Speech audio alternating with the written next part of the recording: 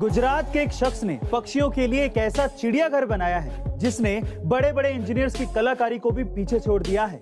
जी हाँ गाइस, गुजरात के एक छोटे से गांव में रहने वाले भगवान जी भाई ने शिवलिंग के आकार का एक पक्षी घर बनाया है, जिसमें उन्होंने लगभग 2500 पानी भरने वाले मटकों का उपयोग किया है और इन मटकों को जोड़ने के लिए उन्होंने विशेष गैल्वेनाइज्ड पाइप का इस्तेमाल किया है।